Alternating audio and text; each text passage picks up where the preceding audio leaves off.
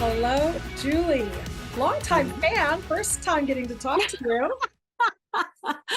That's very kind of you. I'm so excited to be here. Thank you so much. So, I think I probably first found you way back in my scrapbooking days, which I think is one of those things that is becoming a common thread for me as I meet artists along the way in their journey. And I'm like, oh, I think that our paths have crossed before way back in the way back. So, I would love for you to just kind of introduce yourself to the listeners, your journey, like how you got into this, some of the grand adventures. I know you've been on PBS, you've been doing art lessons, art courses, working for different brands and products, and now you're living in a fun house that you've been able to Yeah. redo yourself and put your personality into, and like all these things.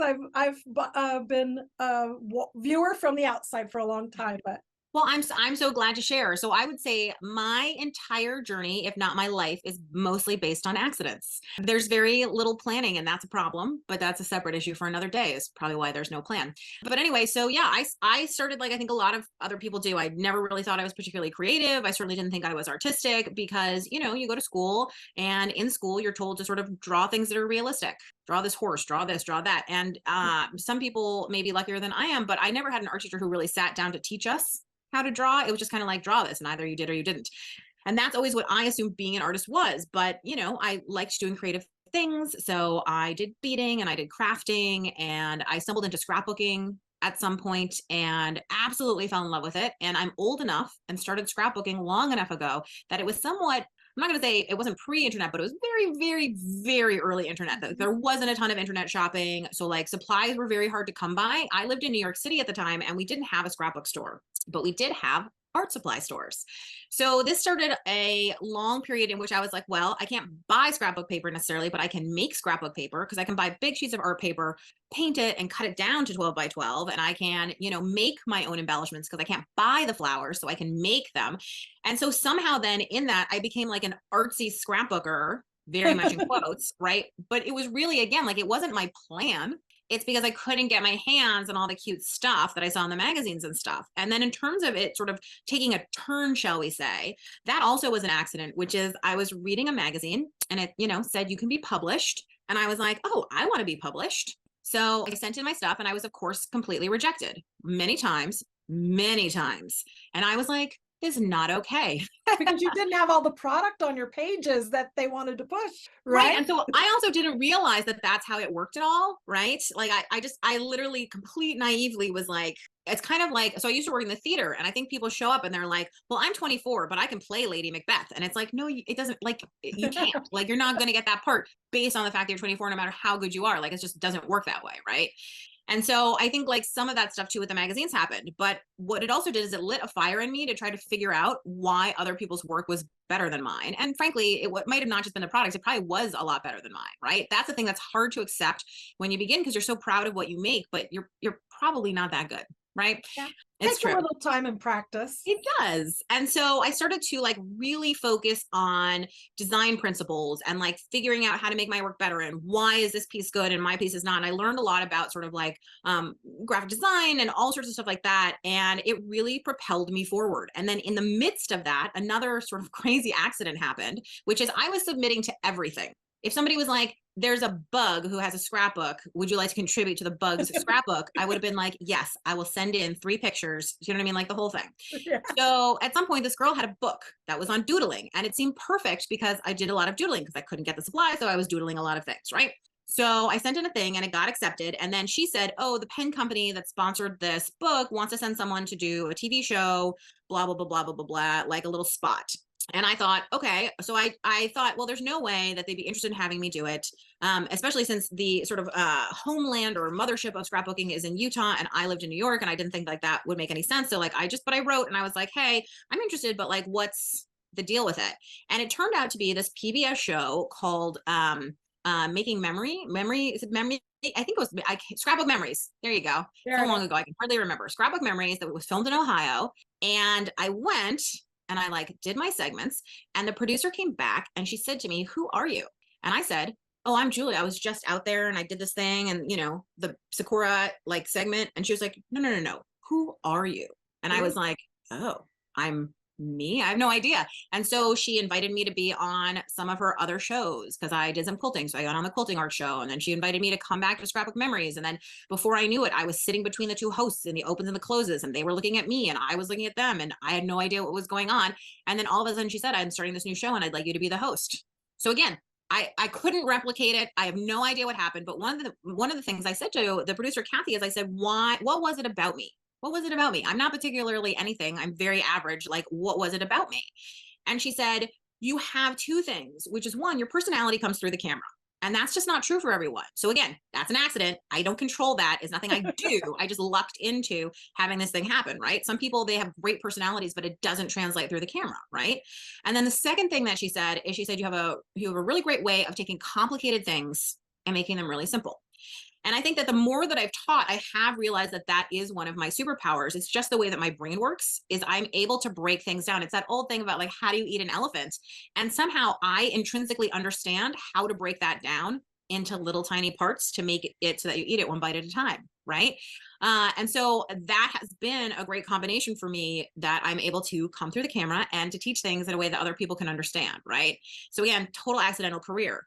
And then let's see, a series of complicated events led to, I was, more enjoying, I worked in the theater at this time. I was enjoying more working in the sort of crafting and art side of things. I was getting a divorce, it was this whole maelstrom of stuff. And I just decided to go for it. So in 2012, I founded my business, Balzer Designs, LLC, very fancy. And it has changed and morphed over the years as I have changed and morphed. And the thing is so interesting. So I have, I remember several years ago, I was speaking to a friend of mine who was a very recent graduate of Harvard Business School, super smart, and definitely thinking about like how you 2X this, how you 10X this, and he was like, I don't understand. How do you 10X your business? And I said to him, I was like, I think this is one of the issues, which is my business is me. Yeah. Right. And so like, there are some small ways that you can grow it and change it and blah, blah, blah. But at the end of the day, the fact is I actually have two businesses, right? Because I have the business where I sell art to people. Then I have the business where I teach people how to make art. And while there is some overlap in those customers, it isn't entirely overlapped. And so it's a very interesting path to navigate, I think, for many artists, how to do social media, how to do, your blog, your website, everything else, to set it up for two different businesses, because an art buyer isn't necessarily interested in hearing about your classes or your tips for making art. And someone who wants to make the art is not going to buy your art most of the time because they want to make it, not buy it. And particularly because the audience that I serve is really people who, I always say this, you're not going to make what I make. There are people who are not interested in making art that looks like my art. There are people who are interested in making their art, but they're past the beginner phase of techniques. They're past the phase where they want to copy and come close to somebody else's work. They're at the point where they are interested in getting under the hood, looking at the structure of how things are put together, understanding how to make their work better. So for that reason, again, they're not going to buy my work. One of my favorite stories ever is I had a student who was asking me, so I teach this huge class every year called Design Boot Camp, which is like a very long, multi-week, intensive thing where you really like pull apart the principles and elements of design. And I had a student ask a question before she signed up she said, I don't like your art. Is this class still a good fit for me? And so I swallowed my ego because no one likes to hear that. Very bold. Wow. Right? Very bold, but it's a valid question, right? She was like, I don't like your work, but like, I listen to you talk and I see your videos and I think what you say is interesting, but I don't want to make what you make. Right. And I was like, I'm not going to teach you how to make what I make. I'm going to teach you about yourself and a strategy for approaching things by yourself. Do you know what I mean? And what's been so interesting is not only did she take Design Boot Camp, but she has been a very loyal student of mine now for multiple years, she took a second level Design Boot Camp. She's been through like my membership program at the highest level. She's coming to my house for an in-person class. So I think it's so interesting because again, accidentally, I think I have found a lot of what my niche is, which is finding a way to make these complicated ideas about learning about yourself, what you like, what you don't, how art works. Do you know what I mean? Breaking that down into something that people can understand. And they don't even have to like they have to like me, I think, but I don't think they have to like what I make, or maybe liking me isn't even required, but you never know. Well, I think that there needs to be some sort of connection to you, feeling like you're the one who has the answers that they're searching for.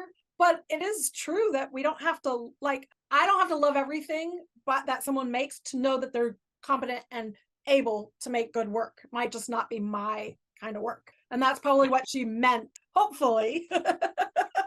I hope. I love your work. If that's any help, That makes me feel much better. you've inspired me many times, but I love the idea that your work can inspire someone, but they don't have to make the work that you're making. Yeah, I think like I have come to, in my old age, I have come to the idea about how much process matters. Not because product doesn't matter, because in the end it does. That's what the buyer wants, right? But how much process matters in terms of artists being able to say, this is not the only time I'll make something like this. I know how to reproduce or recreate this. I understand why this went wrong. I know how to fix this. Do you know what I mean? Those are all process Right. things that make you confident and able to churn out work that you like. Do you know what I mean? Sort of over and over, as opposed to, I think when you focus on the product, it's so hard to understand how you got to there. And you're so impatient to get to there. And you're so desperate, you know what I mean? That I think it just really messes with your head. Whereas if you can focus sort of in the process of what you're doing, I think a little bit like an athlete, right? You're not focused on hitting the ball. They talk a lot when they train you, right, about how the swing feels, where you start the swing, where you're looking, like how your body moves after the swing. So that the idea is if you swing correctly, regularly over and over, eventually you are going to hit the ball, most of the time. And I think like it's the same with art, right? You've got to get into the process, know that your process is right. I saw a YouTube video the other day, which I confess I didn't watch all of, but the first half really had me because it was the premise of it that I really liked, where she said, everybody's trying to find their own style. And you shouldn't try to work to find this style. You should work to find your process. And I was like, boom, that's a it. nugget. Yeah, that's such a big nugget, right? It's like your style, again, that's product. Who cares? Do you know what I mean? Because I think the product changes as you do, as colors change, as trends change, but the process can be very much the same if you're in it, if you're confident, all that kind of stuff. And also make it more pleasurable for you if the process is something that really fuels you.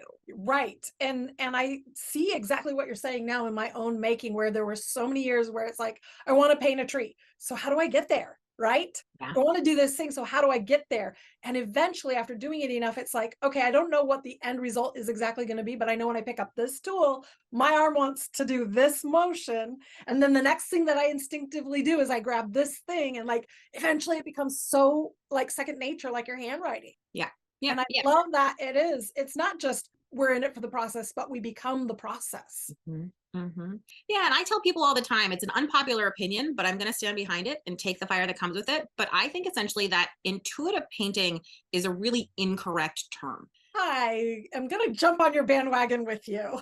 Because I think like the benefit of intuitive painting, and I have used a stronger word than not a correct term, but anyway, the thing about intuitive painting is that it is freeing. It does allow you to feel like there are no rules. And I think that's great. The problem is, so often I feel like people who encourage intuitive painting, they have for years and years and years studied color theory, studied design, studied all those things. So they are making decisions which may now be intuitive to them because they have that history. They have all that stuff in their brains, but it's not intuitive to you. It's kind of like telling people, we're going to do intuitive reading. Just look at the words and feel what they say. I'm like, I can intuitively read because I know how to read, right? But like, can you intuitively read if you've never seen, you know what I mean? Exactly. Right? Probably not. I was kind of thinking of driving a car. It's like, I don't even remember how I got from there to here. I just intuitively do it. But there was definitely a time where I had to really learn the ins and outs of driving a car. But yeah, I have been on this bandwagon for years too. And it may be an unpopular opinion, but when you have the foundation set, when you understand the principles of design and composition and color, like then everything else can be intuitive. Yeah. So again, because I come from a theater background, something I always say is replace the word intuitive with the word improvisation. Because so Viola Spolin is a woman who's probably the most famous improvisation teacher on earth. Like if you go to see Second City or any of those things where people do improv, and she says improvisation is the moment when planning and opportunity meet. Right?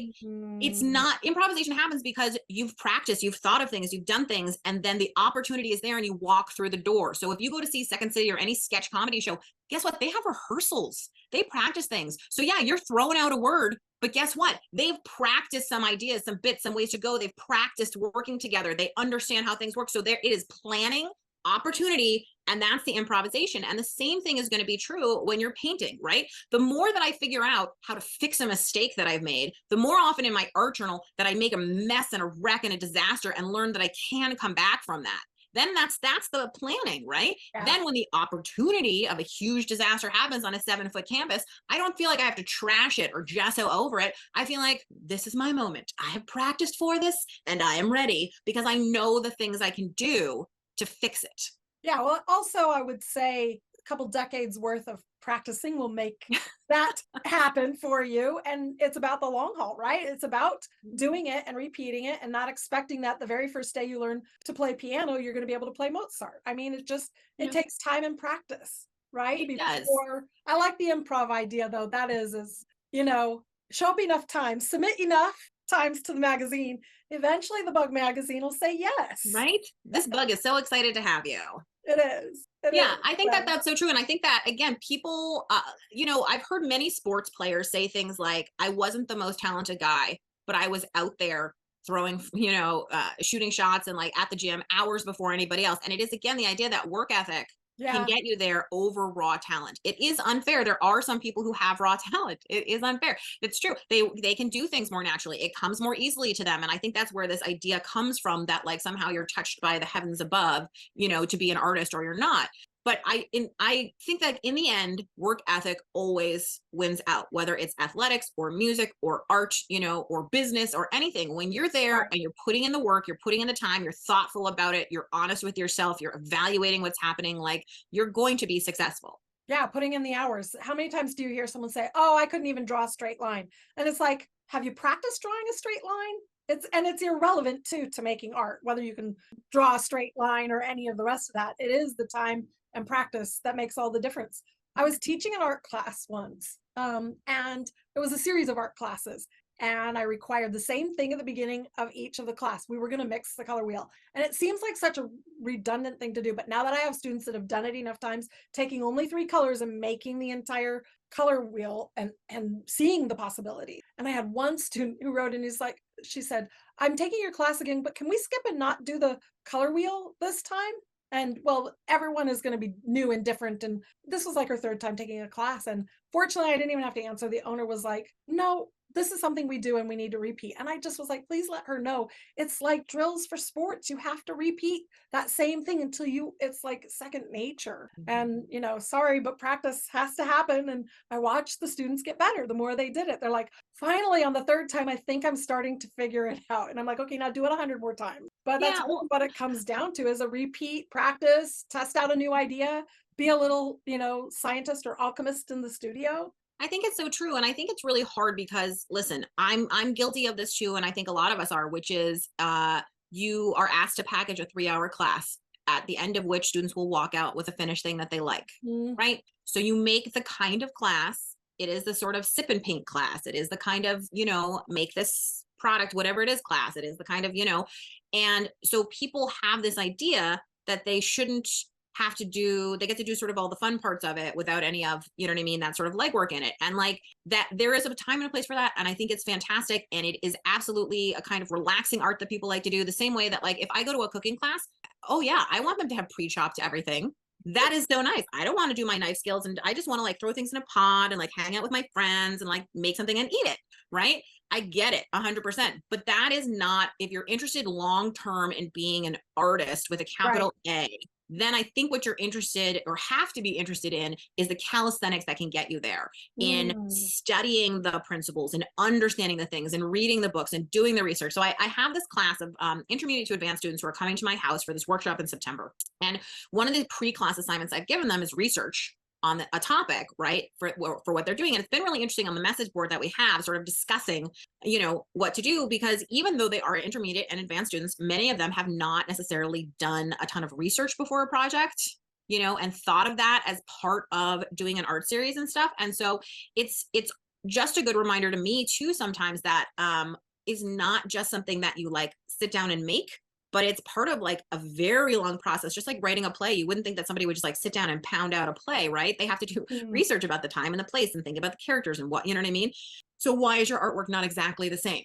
Right? You have to think about all of it. And I think that can feel very burdensome if what you're interested in is an art hobby. And I think an art hobby is a wonderful, fantastic thing. And just like you could be a wonderful piano player and be a hobby piano player, you don't need to go have a concert, you know what I mean, at Carnegie Hall. You can be a hobby artist and be an amazing artist, but you just don't need to like squeak out that extra 1%, and that's fine. So it's really differentiating sort of what your end goal is. That's exactly it. Where is the path for you? Are you creating art as an outlet just for the sake of making art? Or do you have goals to become proficient? Do you want to be proficient? Do you want to sell your work? Do you want to improve? Do you want to become a master? It's a lifelong journey, but yes, you have to go through that process if that is your goal. And it doesn't have to be your goal. I would guess that a lot of people who are listening to this, because this is more business oriented podcast, hopefully their goal is to become proficient and to actually be good at what they're doing. Yeah. Well, the same thing is true about your business, right? Which is you can like not do your taxes and not really pay attention, you know what I mean?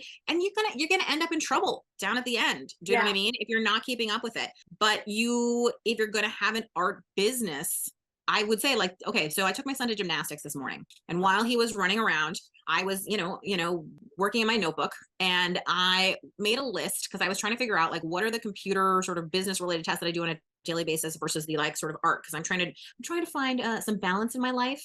Not sure it's happening, but Yeah. this was one of my steps, and I could not believe the list just Oh, kept getting longer and longer. And every time I thought, I was like, no, no, no, no, no, no. This is all the business tasks. I was like, nope. there's more. I've made that list too, like all the things that I have to do for my business, things that I've learned since I've been in business, just from the business side, not the art side. And I'm like, this is a really long list. Everything from marketing to ads to graphic design to tech to customer service to like all the different softwares that I've learned how to implement. It is a lot. It is a huge list. It is. It can And be it's overwhelming. amazing. Well, it makes you really think about the fact that like if you want art to be your business, it's kind of like opening a store, which is to say you have to like the business of a store as much as you do whatever it is you're selling. In fact, maybe more. And Right. so the same thing is true within our business. Like I do some private coaching, and a lot of people come to me particularly for that idea of like, I want to be a professional, I want to have a business. And the first thing I always say to them is I say, how much do you like business? Yes. Because that is going to be it's unfair to say, but it really is going to be 75% of your time is going to At be the least. business. If you're lucky, 25% you'll still get to like make art or do whatever in there, or you got to have somebody in your life who's willing to do that stuff. Well, Mhm. you get to do, you know what I mean, the other part of it. I So am it's so glad. I just wanted to say I am so glad you're saying this, because so many people like, and I coach people in their Mhm. business, and they come and they're like, well, I still want to be able to paint most of the time. And I'm like, then don't make a business out of your art, Right. right? You Right. really like, you have to know that business takes work. And of course, once you've grown it to a certain point, you can hand tasks off to other people and get more into the art again. But if you really are looking to have your art pay for your life and make you money, and you're passionate about that, you have to be just as passionate about the business, which I am, thank goodness. And it seems like you are too. Yeah, I enjoy it. It to me is a puzzle. There's certainly tasks that I don't like, as I think everybody doesn't like Right. in their business. And there's certainly days when I'm like, I wish I could just not do this. But one of the things is like, I think you have to figure out what makes most sense to you. So for instance, for me, given that I have to like take a photo, edit a photo, put the photo up, write a description, and then potentially like ship it, I don't list items for sale that are very, very cheap. Right. Because for me to do all that work and spend all that time, right, and then to make $4 off of it, it doesn't feel like a great use of time when I can do the same amount of work, do you know what I mean, and sell a painting or something for $100 or $200, you know what I mean? And so I think that everybody has to find, if you know you have to do the work and the business part of it, what is going to make it worth it to you? You know, if somebody long ago told me something that really helped me understand my value, and I pass it on all the time because I think it's really good, which is, so at the time I was married to someone who made the money, as opposed to now where I'm the breadwinner for our family, right? And so at that time I didn't have to think about money. So if somebody asked me to do something for free, I would say sure. Or if somebody offered me a really low ball something, I'd say sure, because the money was nice. It was like pin money. Like it was fun. It didn't really matter, right? And she said to me, here's the thing. If you keep doing stuff for little or no money and you're super talented, what you do is you devalue the market for everyone else who needs to support themselves. Right. Because if you're so amazing and you'll do it for very little, why would any company or any person pay me more? Right. Right. And so that helped me to understand that when I'm negotiating, when I'm asking for money, when I'm telling people what I'm worth, it was not just for me, but it was for everyone else. Right. Mhm. So really thinking about the market and not just doing it for fun, but really thinking about how that was influencing the market overall. And now that I'm the breadwinner, that money is not fun anymore. It's like Yeah. pays my mortgage, right? Right. Like I am so happy that I was already in that mindset and understood that those were real decisions that affected real people. Absolutely. And hopefully I think things have evolved over the last few years where people are starting to realize as we run these businesses online that it's not like, but the whole getting paid to do something that you love. Look, I have bills to pay too. And so there's this whole mindset shift that needs to happen around it, both from the point of the view of the artist valuing themselves in the work they do and being able to charge money for what they do, which is a Right? hard thing, It is. to the audience, the customers, the community realizing they need to support us. I think 2020 helped shift that a little bit. I'm not sure. Although I have to say, I did get a DM this week from somebody who asked me if they could use a photo of mine for an article they were writing for a website, and was I the original owner, and would I sign over irrevocable, blah, blah, blah, blah. So I wrote back and they were like, oh, we got 100,000 views, da, da, da, da.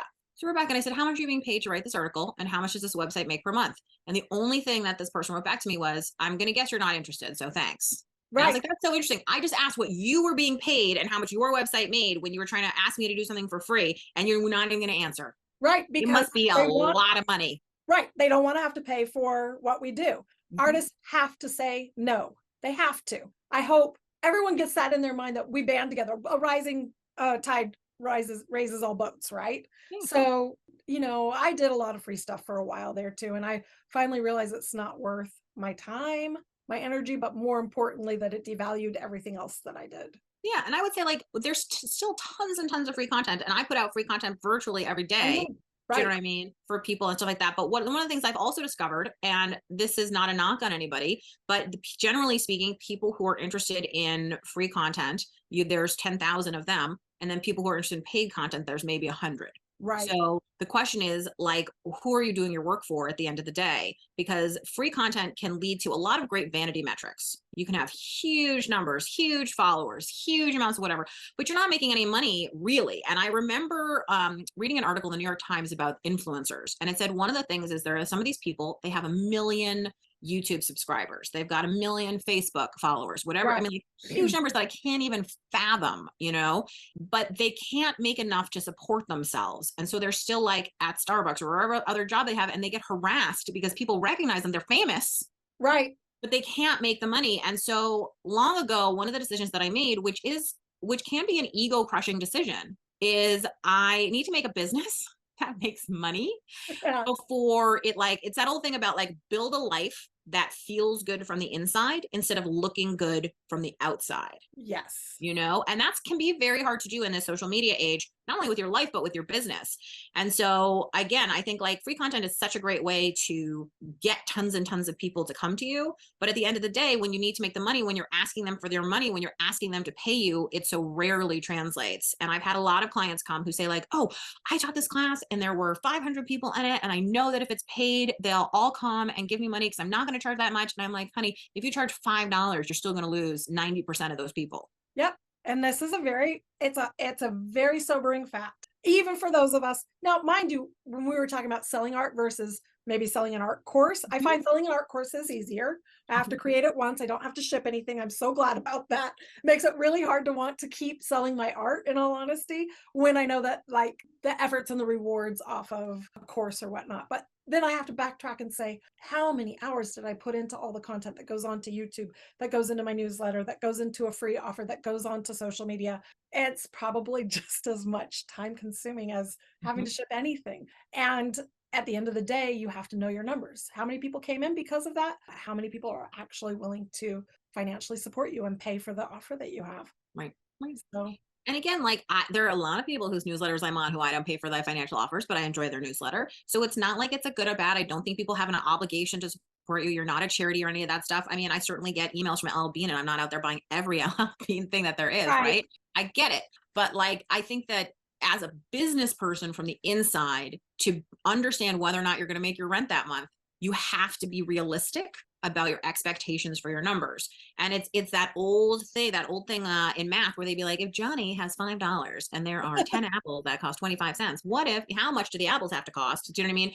And it's like, you do have to figure that out. If your goal is to make $10,000, are you better off charging $25? Do you know what I mean? And trying to get a lot more people, or charging $2,000 and just trying to get a couple people to say right. yes?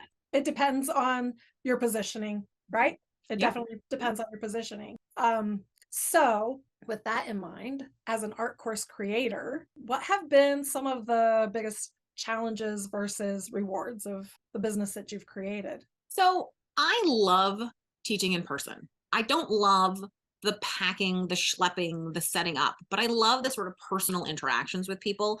And I don't always feel that with online classes, Yeah. right? Because like, yes, there's comments and it's nice. You know what I mean?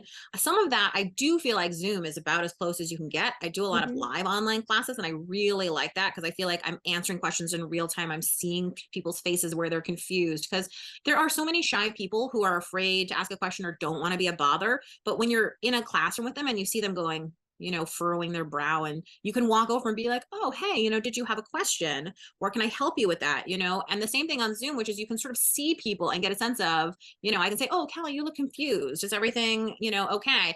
And I think like that is really helpful. So I would say like the plus for me is that it's so easy to reach many people. Long ago when I used to travel teach a lot, I had to go to Australia to see Australians, and now I don't have to, right? They come to my classes online, and that's so great. And I certainly, like as the mother of a little child, appreciate self-paced because I take a lot of classes that way just because it works for my schedule, Right. So I mean, like those are kind of pro cons. In the sort of like a bigger realm of things, I mean, I think that the biggest thing is that I built my own classroom platform on WordPress using a lot of plugins and a lot of Google to figure out how to do it. But that it was a huge pain at the beginning and it's had a couple of glitches, but in the long run, like that's been great because I am not paying per student. I am not paying, you know what I mean? Like I created, I own it. I own all the emails. I know what, you know what I mean? And that feels really great. It's less fancy and slick than some other classrooms because of that, but I love it. I think that's great. So I love that. I would say I hate with a capital H, hate having to promote classes. I just hate it. I hate it. Oh, I dislike it. But I have to do it constantly, every day, every week. You know what I mean? Because you have to, because you need people to know. And like every time I don't promote, somebody says something, they're like, oh, I didn't know that you had this. And it's like, I've been talking about, you know what I mean? And you don't want to over blast people, but then you also know all these things that like 10% of people actually see your posts on social, maybe 40% of people open your newsletter. Like, do you know what I mean? So you have right. to say it a million times. And I don't like feeling like a salesperson all the time because what I really want to be is an artist who makes things and makes you love art and like does that kind of stuff. But you kind of have to do the sales part, which sucks for me. Yeah. I love marketing, but I get tired of promoting, and there's a total difference between the Mhm. two. And I took a break this summer for a bit, and it slowed down the business completely. I mean, when I sent out emails, everything's fine, but when you're taking a break from social media, it's like if you're not always talking about it, so what are the other solutions? I love that you do something every year that talk about marketing that's fun. And that's when December comes around and you do Carve December. That's one thing that like always tops out my mind about, something that Julie's very well known for. Also an accident. Also an accident. Also an Those are my accident. favorite. Well, Color Crush Creative for me started as an accident as well. But can we really call them accidents when I would say, yeah, I mean, like it's a good, happy surprise accident in a sense, but I feel like your secret sauce is that you just keep showing up, trying everything until the right thing works for you. I'm like a bad penny. You just can't put me down. Just gonna keep turning up. Yeah, I mean, I think like it is true again, and probably because as I said earlier, like I believe in work ethic. And so I do believe in showing up. I do believe that like I may not be more talented than you. I may not be, better do like I said before, like I'm nothing special. But what I am is I'm willing to show up every single day, day after day, year after year. And in the end, like that is something. Yeah, absolutely. I mean, again, I've known you for a long time, even though you don't know who I am, but I've known of you for a really long time, admired everything that you've done. I mean, you say Balzar design wasn't even started till 2012, but I know that I'd seen it long before that. How now, I mean, I even watched the journey of you meeting your partner and having a child, building and Mm. remodeling a home and everything. And I noticed, and I love that you're just so open and so relatable, but I noticed that it was a huge transition for you becoming a mother. Yeah, it has been a bumpy ride. I would say so I got pregnant when I was 42. Well, Okay, so that's the first surprise because I thought you were much younger, but Yeah. okay. So that's the other thing. People think I'm much younger, because I have, I think, a very young child, and I just look also fairly young. So You people do. tend to think that I'm in like my 30s, but I'm old. When I say I'm old, like I'm not kidding. I'm old. So it Well, was I don't big. think 40s is old. Please tell me it's not. Okay. When I say I'm middle aged, I mean it. I'm middle Yeah, aged. So I think the thing is like I had a life already, and I right. understood how my life worked, and I had lived that life for quite a long time. And I sort of thought, I don't know. I think I thought that it would be easier than it has been. I would say, like, I hated being pregnant. I hated every minute of it. I mean, first of all, I feel so lucky that I was able to get pregnant, because, like, I had no idea that that was going to be possible for me at all. So it was super exciting when we found out. But it was also like I was uncomfortable. My body was foreign to me. I just felt disgusting for like so long. And I know some women love pregnancy, and more power to you. I hated everything about it. Then, like, I had some serious postpartum depression that manifested itself in just like craziness. And then it threw off my schedule, my life. I felt this obligation. I felt torn, about all sorts of stuff. And like, I love my son to death. And I had like a huge crisis where I was like, should I just like, I just want to be with him all the time, and I don't want to do this job anymore. Do you know what I mean? And that was also really hard. And then, when you are the breadwinner, and there's no maternity leave when you're a solopreneur. Nope. There's no ability to have your business float. And then this thing happened too, which is like, I have some big clients, and one of my biggest clients, biggest meaning like most financially remunerative, basically halved my contract and all sorts of stuff right when my son was born. So like right when I was in the middle, I suddenly was like, oh wow, we're going to be taking home half of what we used to monthly. So that like charged the whole thing, sent the business in a different direction. And I think this is where I get real with people all the time, which is to say, you never know what life's going to throw at you. This could be a parent who moves in with you, who then ends up consuming your time, and you love the parent. It's not like I feel resentful towards my son in any way. I feel incredibly lucky, but it blasted my life open Yeah, it in did. unexpected ways. And, the highs have never been higher. The lows have never been lower. I've never been more sleep deprived Oh, yeah. in my entire life. And then it also has shifted my interests in some ways. It sounds crazy. Maybe it's a midlife crisis, as after all, I am middle aged. But I feel like I've become more serious, more thoughtful, sort of about what I'm doing and why I'm doing it. Because now every minute that I spend here in this beautiful studio space that I have is time away from him. Mhm. Right now, he's perfectly well taken care of, and he's perfectly happy. Do you know what I mean? But I do know that like we go to the playground, and he goes up a set of stairs because I work in the attic of our house. Right. And he says, Mama, I'm going to work. You can't come.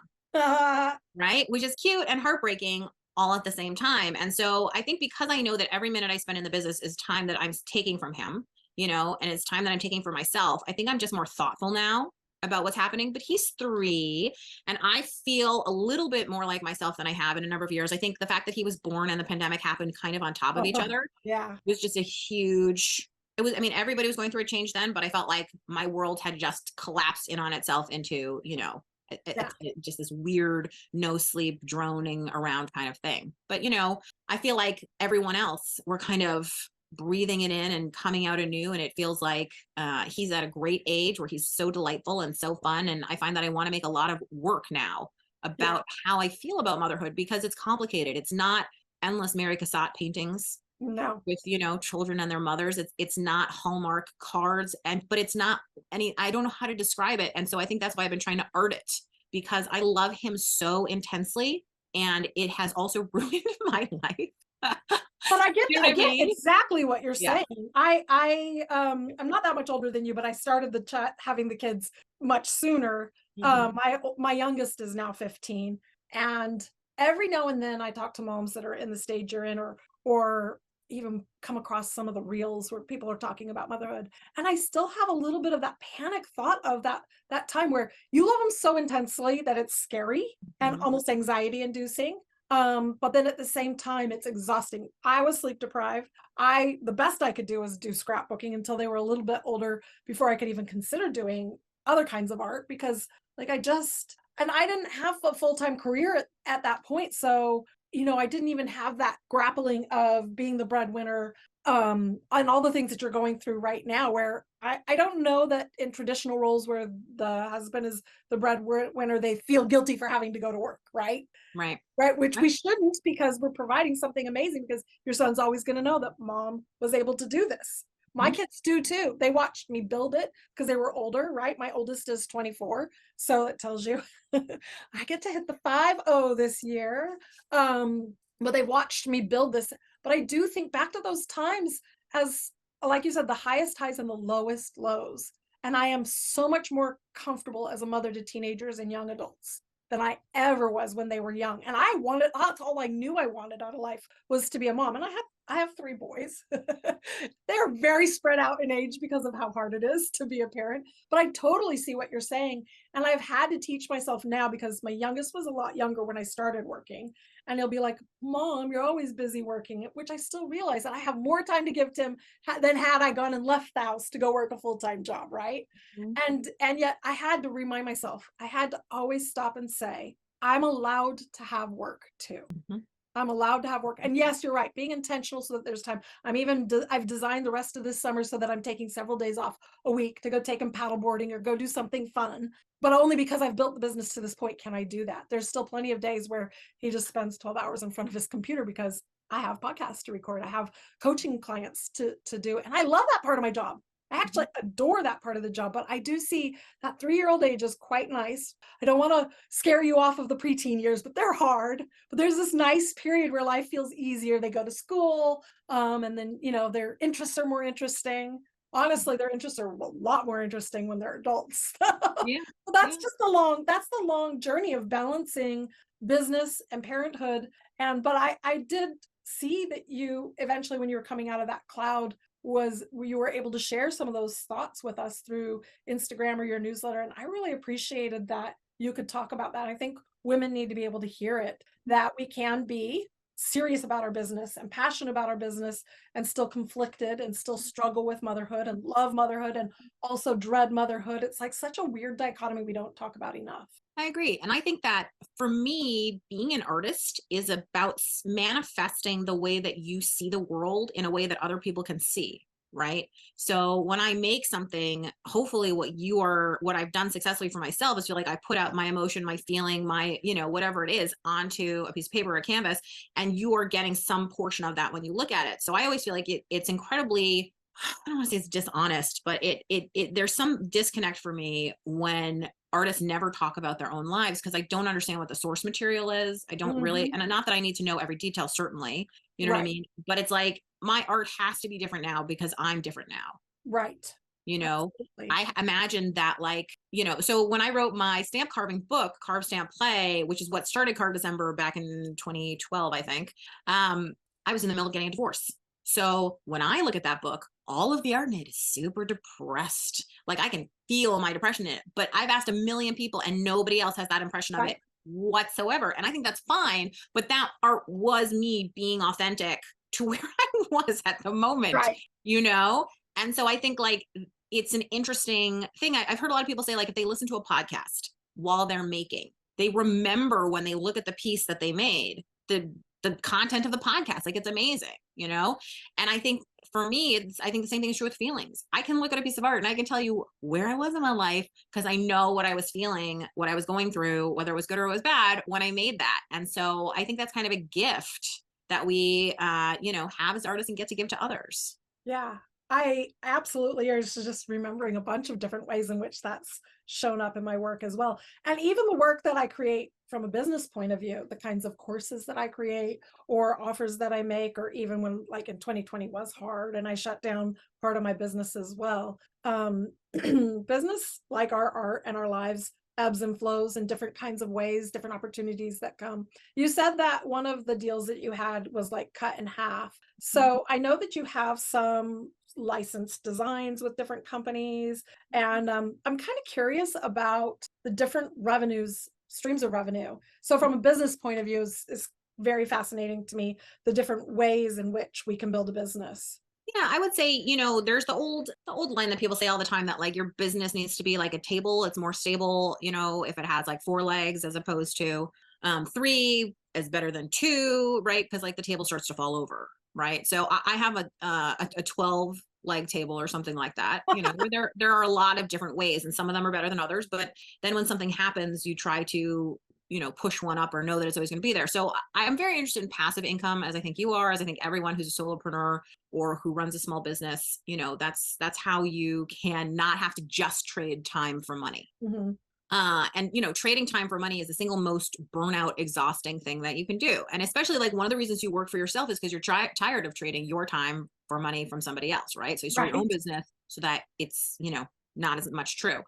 So, passive income is stuff like royalties. So it could be royalty.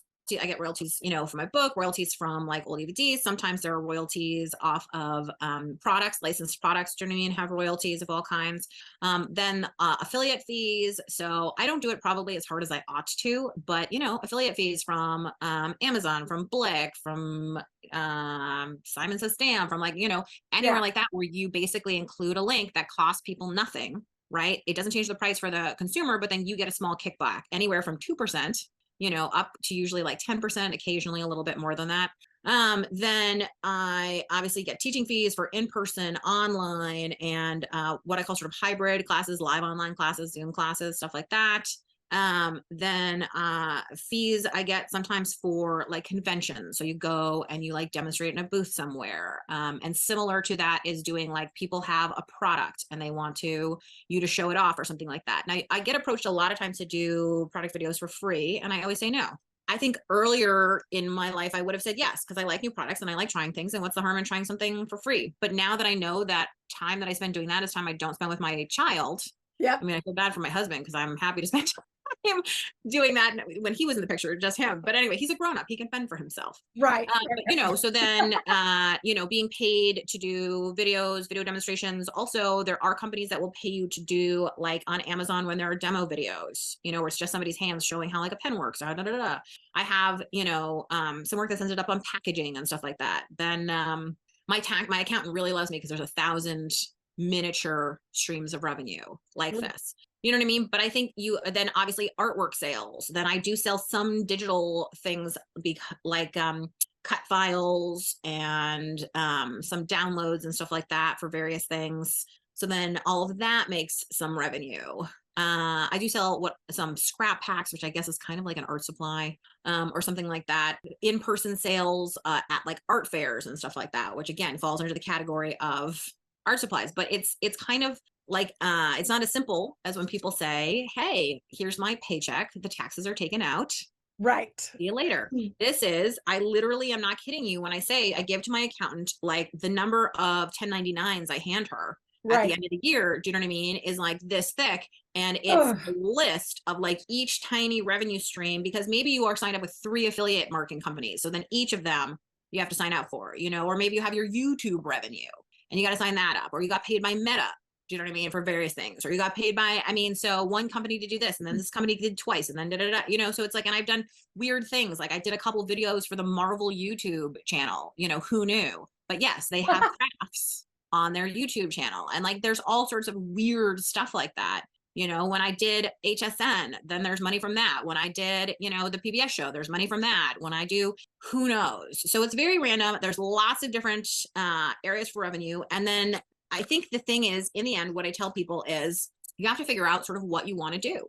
If you don't want to teach classes, because it's a lot of work, you can make tons of money through affiliate marketing, tons and tons and tons. The next time you see free content, check the links, because they may be making tons of money off of those affiliate links. And that's great because it doesn't cost you anything, but they may be picking products based on what's linkable or what has a higher link and all that kind of stuff. But it's just, again, knowing that you can make the business you want to make. You just have to figure out how to financially support it, because at the end of the day, unless you're lucky enough to have a partner who supports you or a trust fund or some other way that money's coming in, I'm sure you tell this to your clients too. This is always the hard talk. You have to figure out the money before you figure out all the rest of it. From a practical point of view, you just have to. Yeah. And generally speaking, I advise my clients to focus on something rather than trying to do all the things. And I think it's important to point out, Julie, that this is something you've built over decades. This isn't something you just woke up in a couple of years ago in 2020 and said, I'm going to be an artist and I'm going to work on all these multiple streams. They are things that build the reason you get certain jobs is because you've worked in an industry that then can recommend your name. So then it's not like you're spending all your time having to chase down every deal or promote every affiliate. Like it becomes a natural part of your cycle so that you can focus on the things that actually probably bring in even more money, like making online courses or your membership or your coaching offers and whatnot. So those multiple streams happen over time. They don't happen overnight. Yeah. I always tell people it's again that thing like don't compare your beginning to somebody else's middle or end. You Right. can't base your business off of how somebody else has tentacled out over time. What you need to do is like find what you do, figure it out. I still say you need to have income coming in from at least a couple different areas to make yourself more like invulnerable financially Right. if something falls out. But yeah, like I, didn't start affiliate marketing until partway through, and then various affiliate things came in when like I couldn't find the supply at one place. So then I had to join the affiliate program somewhere else, And I think there's a lot of stuff like that where, again, like I said, I know that there are people who make thousands of dollars a month off of affiliate marketing. I do not. I Yeah. make like hundreds of dollars, which is still Yeah. great, but it's Yeah. not thousands. And that's my own fault. But I would need to spend my energy and time doing that. And I just don't, Right. And again, I think there's lots of stuff like that where you get to choose what to pay attention to. And what you pay attention to ends up defining, I mean, not only who you are as a human being, I would argue, but also like how your business ends up going. And you can go, like, I agree that it's nice to have a bunch of different like ways and revenues in which the income comes in, and it takes time to build it, and some are more profitable than others, and Mhm. any one thing can be super profitable if you're putting your time and energy and focus into it. Mhm. I know people who pay their entire mortgage off of YouTube, just showing up and doing YouTube. It's the consistency and the regularity, like you said from the very beginning. When you put the time and the effort into it, things will happen, right? That's the magic in running your own business. Is as much as you try to get away from the 24/7 work, there's going to be years where you're really working a lot more than 40 hours a week. Yeah. You have to accept that if that's the path you plan to go down. It is. I mean, it's true. Like I work all day in a regular sort of like maybe 9 to 5, 9 to 6-ish kind of thing. And then, do the evening with my son. And then when he goes to bed, guess what? I'm back up doing whatever. And it's the same on weekends and it's the same on whatever. And there is no vacation and there's no whatever. And I love it.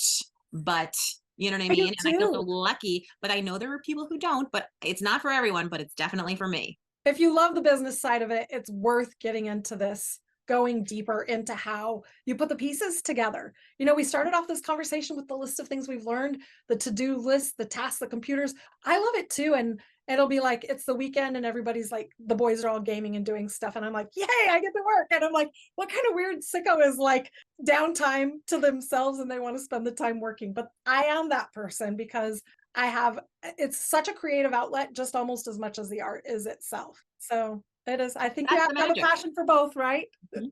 You have to. Otherwise, I think you burn out. I think that the only way you can prevent burnout is by, if you don't naturally love it, finding a way to love something about it. Because love, as everyone knows from toting around a child or an infant who has one, love will carry you through when nothing else will. You know what I mean? When your body just stops working. And so I think the same thing is true, which is if you can find something to love about business, make it a game, make it a puzzle, make it a whatever it is, then you can find a way to keep going even when you're burnt. I agree 1,000%. So I guess this is a good time to remind everyone to go follow you on Instagram and find you on your website and whatnot. And where would that be? So I am Balzer Designs pretty much everywhere. So it's just Balzer designs with an S. And I have a classroom website, which is balzerdesigns.com. And I have a personal sort of art website at juliebalzer.com. And I'd be happy to see you, connect with you. Let me know that you found me through Kellee. I'd love to hear from you. That would be awesome. We always love it when you pop into our DMs and say what you thought about the podcast episodes. It makes me happy to hear what your takeaways are as well. So make sure you're following Julie. Now I'm going to finish off with my one last favorite question to ask. Julie, what is your big audacious dream? Oh, the one where I rule the earth and tell everybody what to do constantly and they do it? That one? I love that. That's the most bold thing that I have ever heard anyone say. Well, if you're going to dream big. Yeah, that's good. Well, at least rule the world with art. Exactly. There you go. Okay, wonderful. Thank you so much for joining me today, Julie. It was my pleasure. Thanks for having me.